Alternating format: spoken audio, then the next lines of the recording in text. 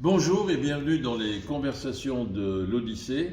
Aujourd'hui, nous avons un invité de marque puisqu'il s'agit du tout nouveau directeur de l'Opéra national du Rhin, Alain Péroux. Cher Alain, bonjour, bienvenue. Cher Farouk, merci pour ton invitation. Merci surtout à toi de nous honorer de ta présence. Après une grande personnalité comme Jean-Pierre Sauvage, prix Nobel de chimie, qui nous a fait l'honneur de sa présence aussi, eh bien, un autre personnage remarquable, fraîchement arrivé à Strasbourg, Alain Péroux de l'Opéra national du Rhin. Alors, cher Alain, comme on se tutoie dans la réalité, et que ici, c'est la règle prédominante, c'est le protocole de l'amitié, tu ne vois pas d'inconvénient à ce qu'on continue à se tutoyer devant nos amis spectatrices et spectateurs? Aucun. Formidable. Alors, la première question que je voulais te poser, sans rentrer dans le détail je ne sais pas si c'est à Strasbourg ou parce que tu es par tes fonctions même tenu de beaucoup voyager, comment tu as vécu cette période de confinement et surtout, c'est-à-dire à Strasbourg, entre Strasbourg et d'autres villes, surtout quelles sont tes réflexions sur, au fond, ce confinement obligatoire et puis la réduction des pratiques culturelles à des pratiques de salon et puis surtout à la coupure avec le public quand on est directeur d'opéra. Alors c'est un vaste sujet que tu abordes, Farouk. Je vais essayer de faire court.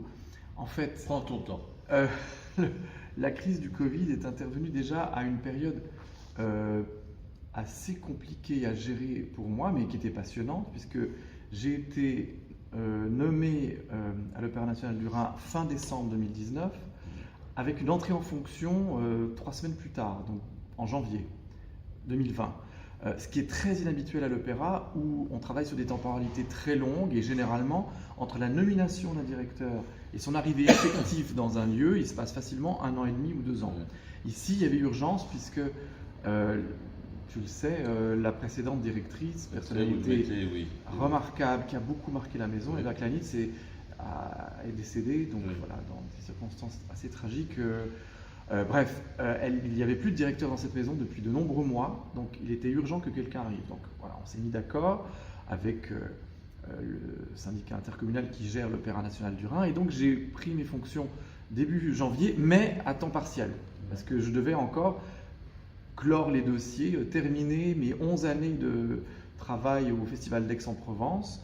Et j'habitais à Paris pour cela, parce que le festival a un bureau à Paris, donc c'était un peu compliqué. Mais en fait, voilà, je m'apprêtais à vivre 6 à 7 mois, à moitié à Strasbourg et à moitié entre Paris et Aix. Là-dessus, en mars, le confinement. Alors j'étais confiné à Paris, où j'habitais encore, parce que je n'avais pas encore déménagé, à Strasbourg. Alors ça a été, passé la sidération première, une période... oui, un peu compliqué, mais très compliqué pour le monde du spectacle vivant, puisque effectivement, comme tu l'as dit, le fait de rester chez soi est totalement antinomique avec l'idée même du spectacle vivant, qui consiste à aller à la rencontre d'eux, à partager des moments collectivement aussi, donc dans la proximité avec d'autres spectateurs, en groupe, dans des lieux souvent clos, pas toujours, mais la plupart du temps, surtout en hiver, et donc dans un lieu où il y a aussi des artistes qui vont nous donner quelque chose. Donc tout ça, ce sont des choses qu'on nous interdit, hein, les rassemblements, le contact, la dimension collective dans des lieux clos, etc. Donc effectivement, il a fallu arrêter tout ça, arrêter les voyages, et je crois que pour à la fois les artistes, mais aussi les spectateurs, ça a été très dur. Maintenant, bon, on se parle, là on est voilà, dans la fin septembre. Les choses ont quand même... 22 septembre. Le 22 septembre. C'est le début de l'automne. Voilà, les choses ont beaucoup évolué, puisque le confinement est maintenant une histoire déjà bien derrière nous. On espère qu'elle ne va pas revenir, mais enfin, oui, voilà. En juin, il était important qu'on reprenne le travail, parce qu'on pouvait le faire, mais on ne pouvait pas encore ouvrir les salles. Mais enfin en mai même, on a repris le travail. Les équipes de l'Opéra national du Rhin ont été parmi les premières dans les opéras de France à répéter notre chœur, notre orchestre, etc., nos techniciens. Et puis la bonne nouvelle au début de l'été, c'est qu'on nous a autorisé à rouvrir les salles. Alors c'est juste le moment où nous on prend des vacances, qui était tout à fait nécessaire pour tout le monde. Mais donc depuis la rentrée, depuis le 5 septembre, nous nous efforçons de donner des spectacles mais alors avec des grosses contraintes sanitaires dans l'accueil du public, mais aussi dans l'exercice des métiers de la scène. Ah oui, parce que sur scène, il y a des contacts physiques. Et on ne peut pas porter le masque, on ne va pas demander à des chanteurs de porter le masque, on ne va pas interdire aux chanteurs de se toucher, de s'approcher suivant les besoins de la mise en scène, etc. Donc on a dû mettre sur pied des protocoles très complexes qui pour l'instant fonctionnent à peu près, mais on est toujours un peu sur le fil du rasoir. Alors pour répondre à ta question, en fait je m'aperçois que avec le recul, le confinement, passé la sidération initiale, était finalement assez facile à gérer. Parce qu'il fallait gérer les annulations. Annulation de spectacles, voilà. Mais après, tout le monde, je crois, a trouvé à peu près ses marques. Et même, certains ont trouvé un certain confort à pouvoir travailler ou devoir travailler depuis chez eux. Le fameux télétravail. Je pense que certaines personnes se sont aperçues aussi qu'on pouvait faire beaucoup de choses chez soi, la lecture, visionner des films en DVD. Alors, c'est quand même mieux au cinéma. C'est mieux au cinéma, on est d'accord. Dans une salle comme celle-ci. Que là aussi, même si le cinéma, c'est pas tout à fait de l'art vivant, mais c'est de l'art qui se pratique là aussi de manière collective, conviviale historiquement, et moi c'est ce que j'aime, c'est d'aller dans les salles obscures. Mais donc, on s'aperçoit que finalement, du point de vue d'un directeur d'opéra, aujourd'hui, les choses sont infiniment plus complexes à gérer, parce qu'on doit constamment faire des arbitrages pas toujours simples, sur l'accueil des publics, les réductions de jauge, comment on assure la sécurité de chacun, et puis comment on permet aux artistes de s'exprimer, d'exercer leur métier, tout en étant vraiment raccord avec les injonctions gouvernementales, parce qu'encore une fois, quand même, la base, c'est d'assurer la sécurité de tout le monde. Donc, ça n'est pas simple, mais enfin, on ne se laisse pas abattre, on s'adapte, on reste solide, on gagne de petites batailles, on en perd certaines, mais on continue, on va de l'avant. Eh ben, c'est formidable d'avoir cette détermination, je te félicite. Nous sommes aujourd'hui le 22 septembre. Cette conversation que tu as bien voulu nous accorder devrait être diffusée à partir sur notre chaîne YouTube de l'Odyssée. Je fais un peu de pub c'est gratuit, hein, donc personne ne pourra nous accuser d'être à but lucratif. Ça sera diffusé demain 23, et demain 23 septembre, c'est la dernière représentation de Solveig. Alors ça, c'est au fond l'opéra de reprise que vous faites en collaboration avec Musica. Oui, alors cette saison 2021, elle a été conçue par Eva Kleinitz précisément. Oui. Parce que quand je suis arrivé, je le disais tout à l'heure, les temporalités du monde lyrique étant ce qu'elles sont, c'est-à-dire qu'on décide souvent des projets 3-4 ans à l'avance, tout était déjà fixé. Et par miracle, la première production lyrique, même si ce n'est pas un opéra au sens propre, c'est plutôt un montage d'après le Peer Gynt de Ibsen et Grieg, eh bien ce premier spectacle lyrique, appelons-le comme ça, par miracle, il est Covid compatible. C'est-à-dire qu'on a une soprano toute seule à l'avant-scène, dans une structure qui est comme un cube fait d'écran, donc on a une forte présence de l'image animée, de la vidéo, du cinéma. Et derrière elle, il y a l'orchestre qui est sur le plateau, donc on a beaucoup plus de place sur le plateau que dans notre fosse d'orchestre. Et du coup, nous pouvons garder l'orchestration originale. Alors à la place d'une 60aine d'instrumentistes, on n'en a que 46, mais on a réduit un peu les instruments à cordes, ce qui se fait, ce qui n'est pas vraiment dommageable et ça ne s'entend pas en fait. Donc on a un peu réduit l'effectif de manière à pouvoir jouer quand même l'intégralité du spectacle et dans l'orchestration originale de Grieg. Le chœur de l'Opéra National du Rhin est présent dans ce spectacle et par chance lui aussi il n'est pas en situation de jeu, donc on peut tout à fait maintenir les artistes du chœur à distance respectable les uns des autres conformément aux injonctions gouvernementales. Et voilà, ce spectacle, on peut le représenter tel quel, et pourtant il a été imaginé avant la crise du Covid, bien avant, puisque c'est une coproduction internationale qui a été créée il y a 2 ans au festival de Bergen, en Norvège. Alors donc, c'est encore une fois l'occasion de rendre hommage à Eva Kleinitz. Je ne sais pas, il y a ceux qui croient au ciel, ceux qui n'y croient pas, ceux qui y croient différemment, mais quelle que soit la solution de l'énigme que reste la vie, et puis l'au-delà, qu'elle repose en paix. Bon, Eva, tu la connais aussi. Alors moi, je voudrais te poser une question personnelle, parce que ça m'a toujours fasciné oui, cette transition, quand on prend la place d'un opéra, il y a quelque chose qui au cinéma s'appelle le fondé enchaîné.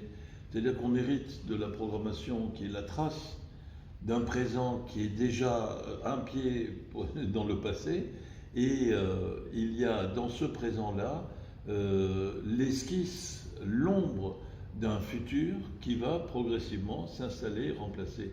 Comment ça se passe quand on débarque, au fond, passe-moi l'expression, à l'opéra et qu'on doit hériter d'une programmation et en même temps on prépare sa propre programmation, ce transfert, ce relais en quelque sorte de flambeau? Oh bah, moi, je ne trouve pas ça si compliqué, en fait. Hein? En tout cas, pas plus compliqué que ce que l'on vit en temps normal comme directeur d'opéra. J'en ai parlé de ces différentes temporalités. C'est en permanence comme ça. C'est-à-dire que même dans 3 ans, je serai en train de programmer des choses qui ne seront effectives que 2 ou 3 ans plus tard, tout en gérant le quotidien. Et les productions en train d'être répétées ou représentées qui ont été décidées 2 ou 3 ans à l'avance. Donc on est constamment...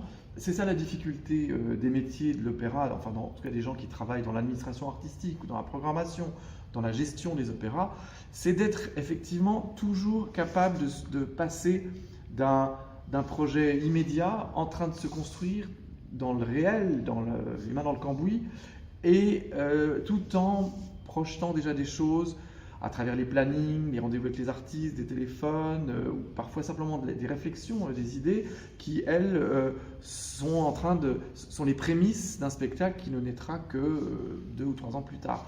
Donc on est constamment en train de passer de l'un à l'autre, de même qu'on est constamment en train de passer en tant que directeur d'opéra, d'un moment où on représente l'opéra à l'extérieur, on va à la rencontre des élus, des médias, des confrères d'autres institutions culturelles de la place, et en même temps on doit gérer des budgets, des équipes, beaucoup de questions de ressources humaines, et puis en même temps être dans une vraie construction d'un projet artistique et social, puisque aujourd'hui n'importe quel lieu de culture, et c'est vrai ô combien des opéras, est non seulement un lieu où l'on produit, où l'on fait des propositions d'objets artistiques, mais où l'on doit aussi travailler sur le lien entre ces propositions et une collectivité, une communauté. Aujourd'hui, c'est devenu absolument impératif, et surtout à l'opéra qui passe encore malheureusement pour un art élitiste. L'intérêt, c'est vraiment de prouver que non, ça n'est pas un art élitiste, c'est un art très ouvert, très accessible, contrairement à ce que les gens pensent, et que du coup, nous avons aussi pour devoir de travailler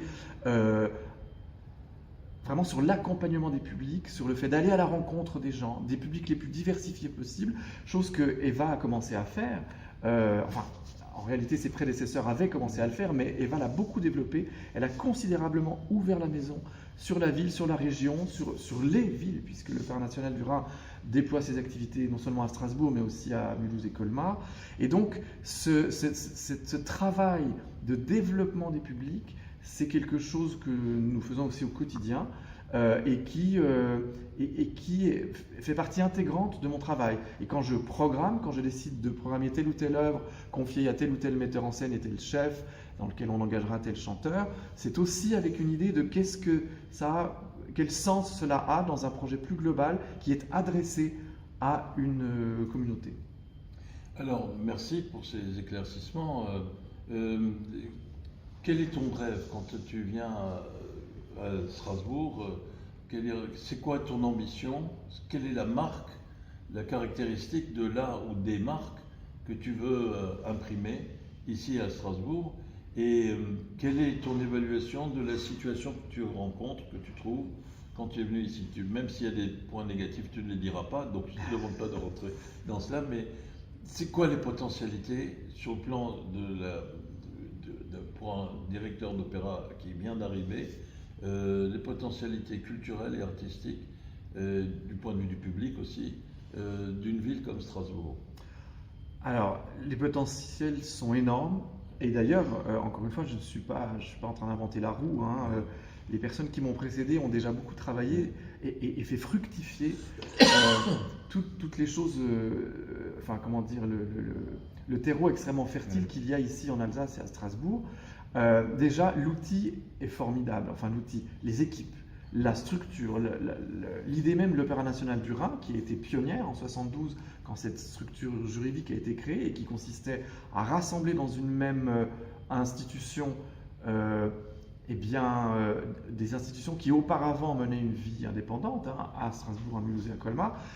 Voilà tout d'un coup qu'on inventait un opéra régional, ce qui était avant-gardiste en 72, on va bientôt fêter les 50 ans de l'Opéra du Rhin, et qui d'ailleurs a été imité en d'autres endroits, à Angers-Nantes Opéra par exemple, ou bien à l'Opéra des Flandres, hein, en Belgique. C'est une très belle idée qui permet d'avoir une structure déjà extrêmement complète, avec un chœur de 40 membres, 40 artistes du chœur, un ballet de 32 danseurs, un opéra studio avec 8 jeunes chanteurs, 2 jeunes pianistes qui entrent dans la vie professionnelle. C'est donc un très bel instrument d'insertion professionnelle. Par ailleurs, nous collaborons beaucoup avec les institutions voisines, à commencer par les orchestres, l'Orchestre Philharmonique de Strasbourg et l'Orchestre Symphonique de Mulhouse, qui nous fournissent environ la moitié de leurs services, hein, l'un et l'autre. Donc, avec une structure comme celle-ci, on peut faire énormément de choses. À la fois de l'opéra de chambre, du grand opéra, du répertoire, de la création. On peut inviter aussi des ensembles spécialisés pour faire de la musique baroque. Et puis, alors, il y a tout l'environnement qui, comme je le disais tout à l'heure, est extrêmement stimulant. La ville de Strasbourg est extrêmement dynamique sur le plan culturel. Les musées, les différents théâtres, la vie artistique et musicale très intense, et ça n'est pas nouveau, il y a une vraie tradition aussi sur laquelle on peut s'appuyer. Donc du coup aussi un public d'un niveau socio-culturel assez élevé qui justement, pour une partie en tout cas de ce public, a des habitudes assez anciennes, familiales, d'aller au théâtre, d'aller à l'opéra, d'aller au concert. Tout cela, ce sont vraiment des richesses sur lesquelles on peut bâtir. Et tout l'intérêt, c'est justement d'élargir. Et c'est ça, je dirais, mon obsession, c'est d'essayer de partager ma passion pour l'opéra. Alors, je ne vais pas te raconter ma vie, mon cher Farouk, mais juste pour te dire, je me suis aperçu vers l'âge de 10 ans que j'aimais la musique classique. Mais je ne sais pas d'où ça vient, parce que mes parents n'en écoutaient pas, n'avaient pas vraiment de pratique culturelle, n'allaient pas au théâtre, n'allaient pas au concert. Tu étais né en Suisse à l'époque. Je suis né en Suisse, à Genève. Personne n'est parfait. Voilà, mais plus tard. Oui, mais je peux parler, moi. Mais figure-toi que je trouve qu'il y a beaucoup de points communs entre Strasbourg et Genève. Oui. Je retrouve assez vite mes marques, parce que tout ce que j'ai dit sur la longue tradition, la vie culturelle intense, on pourrait rajouter la dimension internationale, la situation de ville frontière, tout ça, ce sont des choses que Genève a aussi. L'aéroport est plus important là-bas. À Genève, c'est vrai. Malheureusement. C'est vrai. Mais ici, on est... Enfin, après, la comparaison a ses limites. Donc, tu t'es rendu compte que tu aimais la musique classique. Voilà, je ne sais pas d'où ça vient, mais enfin, je m'en suis rendu compte. Et depuis ce jour, à la fois parce que d'aimer la musique classique quand on a une dizaine d'années, ça te met un peu à part. Donc, alors à la fois, j'étais fier de cette singularité et en même temps, j'en souffrais parce que je n'avais pas envie d'être le vilain petit canard. Donc, déjà à l'époque, j'essayais d'intéresser mes camarades à l'opéra. J'avais fait une conférence sur Carmen à 11 ans, je crois. Je crois que c'est ça, 10 ou 11 ans. Et l'année d'après, une conférence sur le Ring de Wagner, que j'avais jamais entendu en intégrale. J'avais des extraits, j'avais lu l'histoire, mais bref. Ça marchait pas trop à l'époque. C'est-à-dire que mes camarades n'avaient pas l'air très intéressés quand je leur faisais entendre des airs de Carmen. Mais depuis lors, je me suis aperçu que toutes mes activités, et notamment dans mon parcours professionnel, ont consisté à essayer de convaincre d'autres personnes de la richesse, des beautés de l'opéra, essayer de les partager avec d'autres. J'ai été critique musicale, ce qui était un moyen aussi de faire connaître des œuvres et des artistes. qualité, d'après mes informations.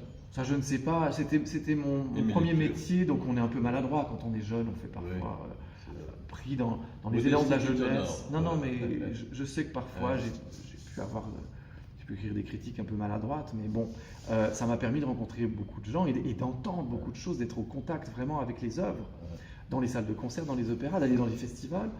J'ai été aussi dramaturge à l'Opéra de Genève, et dramaturge, c'est vraiment ça, on travaille vraiment à l'endroit qui se situe entre les spectacles et le public, on fait le lien, et voilà, faire le lien, créer des liens, aller à la rencontre d'eux, essayer de partager les émotions lyriques, pour moi, c'est au centre de tout.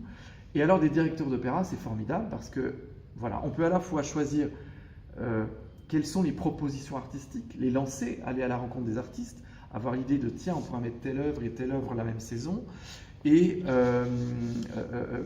faire que cela ait un sens, une cohérence dans la diversité, parce que je crois beaucoup à la diversité, voire à l'éclectisme. Je pense qu'une saison d'un opéra comme l'Opéra national du Rhin doit être très éclectique. Pour montrer la richesse et la diversité du répertoire d'opéra, on parle quand même d'une forme qui a plus de 400 ans d'âge. Hein. Pardon de le dire, mais c'est 4 fois plus que l'histoire du cinéma. Oui, donc tu imagines déjà la richesse du répertoire cinématographique, tu la multiplies par 4 et ça donne une idée de la richesse immense du répertoire lyrique. Sans compter qu'on continue de créer des opéras comme on continue de faire des films.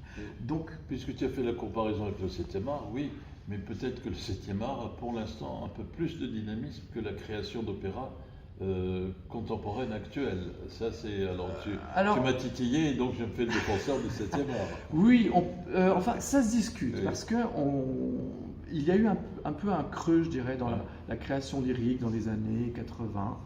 70-80, à une époque où les compositeurs n'y croyaient plus tellement en cette forme qui leur semblait trop marquée par le 19e, par des pratiques bourgeoises de consommation culturelle. Mais ça a pas mal changé. Et d'ailleurs, l'Opéra national du Rhin n'est pas en reste. Il a créé ces dernières années pas mal de nouvelles œuvres. On a des créations d'ailleurs qui sont déjà en route, programmées pour un avenir proche. Et puis aussi des reprises d'œuvres récentes. Donc il y a un nouveau dynamisme là-dedans. Mais voilà, c'est vrai qu'on peut comparer. En fait, la comparaison elle a ses limites là aussi entre le cinéma et l'opéra. Mais jusqu'à l'invention du cinéma, c'était un peu l'opéra qui passait pour l'art total. Voilà. Et il a été un peu supplanté, il est vrai, par le cinéma qui offrait des possibilités décuplées en termes d'image. À terme de traitement du son aussi. Mais enfin, bon, comme tu le sais, le cinéma, c'est l'art des fantômes.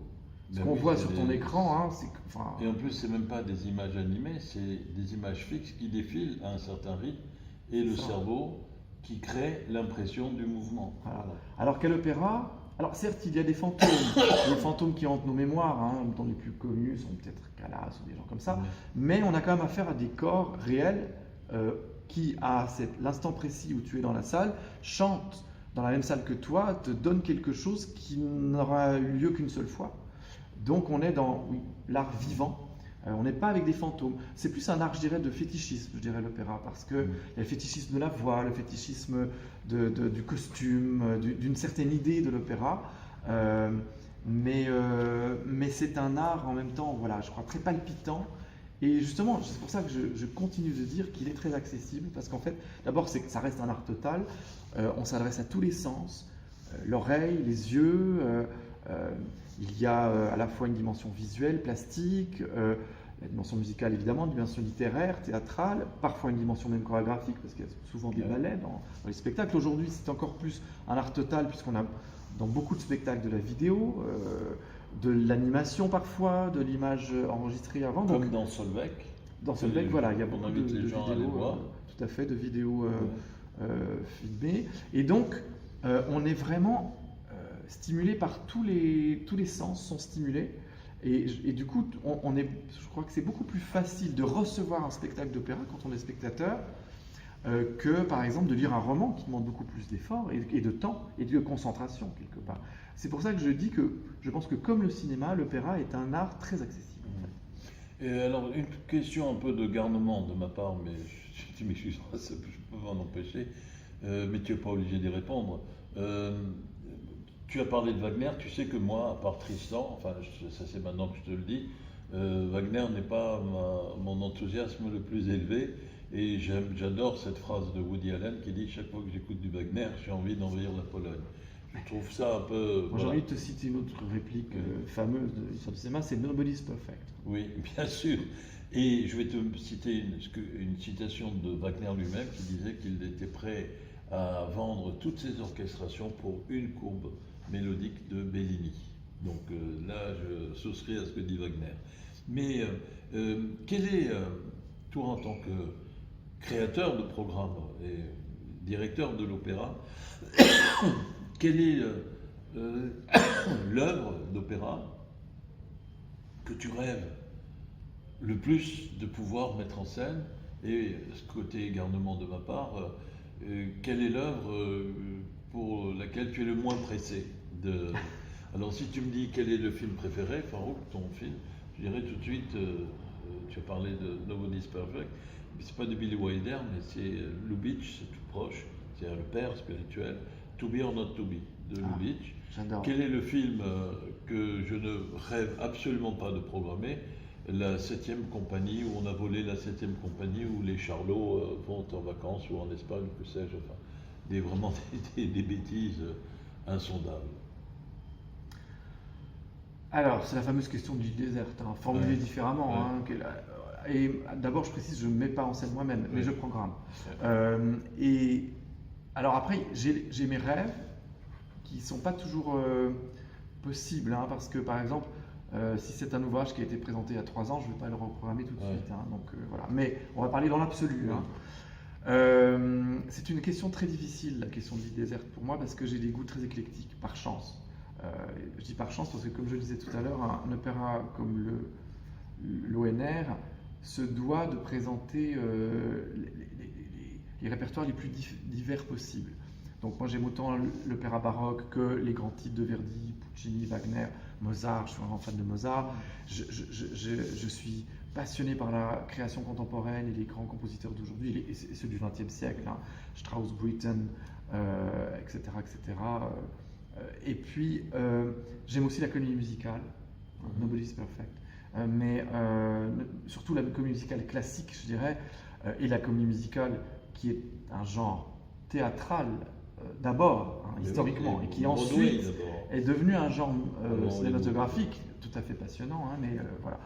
Et j'aime aussi la comédie musicale de cinéma, mais je préfère encore plus j'aime encore plus la comédie musicale de théâtre. Donc, la question est compliquée. On va dire les 3 œuvres de l'île déserte, si tu es d'accord. Oui. Il y a Tristan de Wagner, le Tristan et Isolde. Je suis navré pour toi. Non, mais moi je l'ai dit, Tristan est la seule œuvre qui vraiment c'est le me plaît chef-d'œuvre dans Wagner. Alors voilà, mais en même temps, je me dis que, par exemple, à l'Opéra national du Rhin, ce qu'il faudrait que nous arrivions à programmer un jour, ce sont les maîtres chanteurs de Nuremberg. Ouais. Grand chef-d'œuvre, un peu parfois mal aimé en France, ou en dehors d'Allemagne, disons, parce que c'est une œuvre assez atypique de Wagner qui passe pour être une comédie très longue, avec beaucoup de textes, et parfois une chose qui peut sembler un peu compliquée, mais en fait, moi je l'ai découverte assez tard, comme beaucoup de gens, bien après Tristan, le Ring, tout ça, et en fait c'est une œuvre déchirante, magnifique, à la fois drôle, poétique et bouleversante en fait, et en plus ce qui est intéressant pour une maison, parce qu'il faut un grand chœur, il faut beaucoup de solistes. Enfin, toutes les forces vives de la maison doivent être sollicitées, donc c'est toujours un défi pour une maison. Et ça fait très très très longtemps que cette œuvre n'a pas été donnée à l'Opéra du Rhin, donc j'espère qu'un jour on y arrivera. C'est pas prévu pour les années à venir, mais on espère. Voilà. Sinon, je suis un immense fan de Péléas et Mélisande de Debussy, chef-d'œuvre absolu de l'opéra français, mais qui a été donné il n'y a pas longtemps à l'Opéra du Rhin, donc on ne va pas le reprogrammer bientôt. Et puis, pour faire une petite pirouette, j'ajouterai comme 3e œuvre une comédie musicale. Tiens, tu la connais peut-être.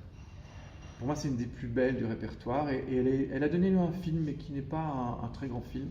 C'est Carousel de Rodgers et Hammerstein, une œuvre de 1945, inspirée d'une pièce. Alors la pièce, tu la connais, parce qu'elle a donné lieu à plusieurs versions cinématographiques. C'est Lilium de Ferenc Molnar. Tu connais le Lilium, il y a notamment avec Fritz Lang dans sa période. Il arrive à Paris en exactement, 34, il fait période française. Il a fait un Lilium en français, dans lequel d'ailleurs Antonin Artaud joue un rôle de figurant quasiment. Il y a une toute petite réplique. Et il y a eu alors je ne sais pas si tu le connais, mais il y a eu aussi une version cinématographique de Borzégui qui est absolument sublime. Il faut la diffuser à l'Odyssée, parce que c'est du noir-blanc. Déjà de l'époque du cinéma sonore, parlant, mais qui travaille beaucoup encore sur l'esthétique du cinéma muet, notamment une esthétique très, très théâtrale encore, et de la toile peinte, mais à dessin. Et c'est une histoire absolument fascinante d'un bon arien, d'un espèce de voyou, Tu dis ça en me regardant, merci. Non, je plaisante. Oui. je- Donc d'un mot à rien, D'un bout à rien, bonimenteur de foire, ce que Ouais. tu n'es pas. Hein. Oh, qui sait, oui. Donc, qui travaille sur un carrousel, dont Ouais. le titre de la version comédie Ouais. musicale, et qui bon, a une histoire d'amour un peu compliquée, où bah, il bat sa femme, ce qui n'est pas bien du tout. Non. Mais bon, te dire si c'est vraiment un sale type, mais assez attachant aussi par ses contradictions, etc. Et qui finit, après une espèce de casse qui tourne mal, par se faire tuer. Enfin, ou c'est presque, il se suicide presque, parce qu'il est poursuivi par les policiers. Et il se retrouve au paradis, un paradis très technocratique, avec des, voilà, les anges sont plutôt des espèces de petits fonctionnaires pas très agréables. Et il arrive à obtenir de pouvoir retourner sur Terre. Enfin, il y a une dimension métaphysique qui est assez incroyable. C'est une fin douce amère, je ne te dis pas la fin. Hein, mais voilà, il y a, donc c'est une pièce du début du XXe siècle de cet auteur hongrois, Ferenc Molnár, qui a eu une certaine vogue. C'est lui qui a écrit notamment Les Gars de la rue Paul, livre pour la jeunesse assez connu. Et puis l'Ilium a quand même été donné sous forme de pièce de théâtre, une traduction de la pièce hongroise, pas mal ces dernières années. Et bref, je parle trop de cette œuvre-là, mais elle a donné lieu aussi à cette comédie musicale absolument sublime dans sa partition, dans ce qu'elle raconte. Et ça, j'aimerais bien un jour le monter. Et puis pour répondre quand même à ta question de garnement,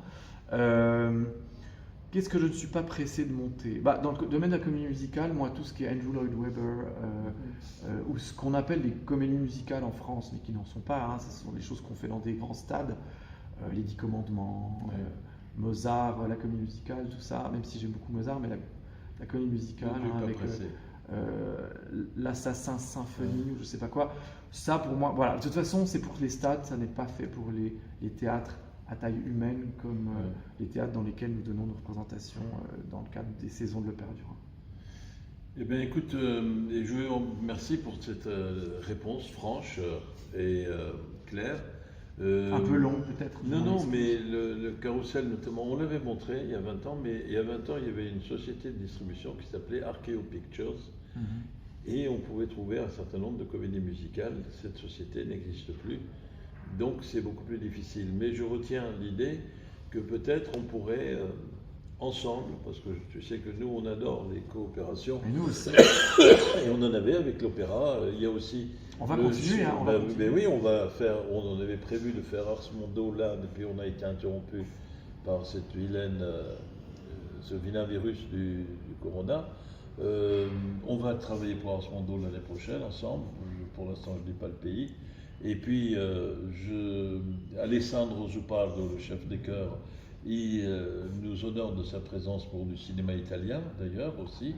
Et j'espère qu'on pourra faire une espèce de rendez-vous périodique, Opéra Odyssée, les deux eaux, ou entre deux eaux, on pourra même appeler ça. Voilà un excellent titre. Voilà, entre deux eaux, et faire des projections débats. Et si tu as un peu de temps pour venir nous éclairer et nous honorer de ta présence, je serai et nous serons les plus heureux des hommes. Tu peux en être sûr. Ce sera avec grand plaisir. Voilà. Et alors le cinéma, le 7e art, ça compte pour toi? Tu es sûr?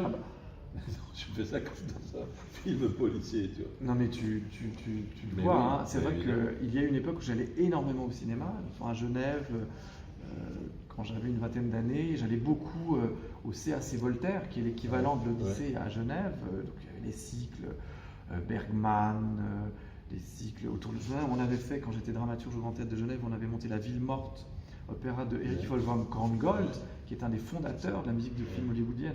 On avait fait du coup une rétrospective de films avec la musique de Korngold, notamment Le Robin des Bois, avec Errol Flynn, tu sais, ou le Seahawk, etc. etc.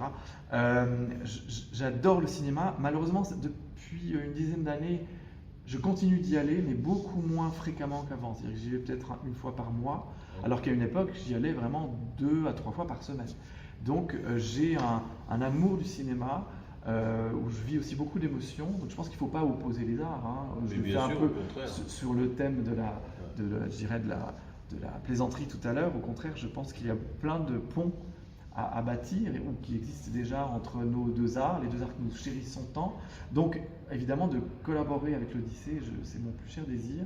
Oui, et puis d'aller un peu plus souvent au cinéma, j'espère aussi pouvoir. Ben, écoute, je te signale que dans le cadre de la rétrospective en quelques films, en 5 films de Fellini, dont c'est le centenaire de la naissance, il était né, le maestro Fellini était né en 1920, il y a Et la Naveva, et Vogue le navire, qui parle, une cérémonie de funérailles d'une grande chanteuse imaginaire d'opéra. C'est inspiré par le fait que les cendres de Callas ont été dissipées sur la mer Égée, et effectivement, la Naveva, il y a ce moment où sur le navire, on répand les cendres d'une diva éteinte. Il y a aussi une chanteuse d'opéra d'origine turque, Leyla Gencer, qui a eu la malchance de vivre à l'époque de Maria Callas et qui est restée un peu dans l'ombre de l'immense, de la prodigieuse Maria Callas. Et il y a un film consacré à elle qu'on a montré ici à l'Odyssée. Ah oui, la Gencer était une très grande artiste, grande belle cantiste, spécialiste de Bellini, de Donizetti, etc., qui a effectivement souffert un tout petit peu de l'ombre immense de Callas. L'autre chose, c'est qu'elle a jamais été soutenue par l'industrie du disque, qui était très importante à l'époque. Et on a très peu d'enregistrements, on a surtout des enregistrements pirates de Gencer. On n'a quasiment rien en disque officiel. Et ses cendres ont été dispersées sur le Bosphore quand elle a disparu. Voilà, c'est aussi le... Et donc j'espère que tu auras l'occasion de venir revoir Ella Naveva. Et je te propose, parce que là le temps passe, et puis parfois la technique rudimentaire que nous avons, c'est-à-dire mon portable a des trébuches, je vais te demander de dire le mot de la fin. D'abord, pendant que tu y réfléchis, je tiens à te redire, mais je crois qu'il n'y a pas besoin de te convaincre, que je serais très heureux de faire un rendez-vous périodique, que ce soit la comédie musicale, que ce soit des opéras adaptés au cinéma, que ce soit sur le thème de la musique, enfin bref, on n'a que l'embarras du choix. Un rendez-vous périodique entre les deux eaux, voilà, ou entre deux eaux. Si tu es d'accord, c'est le titre qu'on peut. Alors, c'est vendu, c'est accepté, c'est a deal. Ouais, d'accord, formidable. Je voulais te remercier, tu es une personnalité formidable, remarquable, et c'était vraiment, moi j'étais passionné, et toutes nos amies spectatrices et spectateurs, j'en suis persuadé, le seront tout autant, sinon plus rien n'a de sens. Alors je te donne, en te remerciant de nous avoir honoré de ta présence, le mot de la fin, cher Alain. Que dire après tant de paroles aimables, plus qu'aimables, qui me gênent beaucoup, mais peut-être que je terminerai en disant une chose, puisque tu m'as interrogé aussi un peu sur mon lien au cinéma, et de dire que effectivement, on ne va pas opposer les deux arts, au contraire. En fait, il se trouve que tu as fait allusion tout à l'heure à des films, des adaptations d'opéra sous forme de films. Eh bien, les fameux films opéra qui ont beaucoup fleuri dans les années 80, justement, sont arrivés à un moment où, enfin, il y a une longue histoire de compagnonnage entre l'opéra et le cinéma, depuis même le cinéma muet, ce qui est qui peut sembler paradoxal, mais c'est vrai. Jusqu'à Géraldine Farrar, grande diva, qui avait incarné une Carmen pour un film muet. Donc, voilà. Mais juste ce que je voulais dire, c'est que dans les années 80, il y a eu tout d'un coup une recrudescence de projets de cinéma dans la suite de La Flûte enchantée de Bergman, et ça a correspondu à cette période où moi je découvrais l'opéra, puisque je suis né en 71, donc les années 80, j'étais un teenager, comme on dit en bon français, et j'ai été fasciné, et ça a beaucoup contribué à ma passion pour l'opéra, de voir la Carmen de Rossi, la Traviata de Zeffirelli, etc., etc. Donc tout ça pour dire que oui, les arts sont faits pour aller ensemble, même quand ils sont très différents, et même quand leur union crée du frottement, crée de la tension, c'est ça qui est beau, c'est ça qui produit de la poésie. Donc de la même manière que les arts essaient de s'accorder, et notamment dans l'opéra, qui est un art composite, eh bien je serais très heureux que nos institutions collaborent et créent des composites, comme par exemple une série qui s'appellerait Entre deux eaux. Donc rendez-vous est pris, mon cher Farouk. Merci beaucoup, cher Alain. Merci à toi. À très bientôt, merci, au revoir. Au revoir.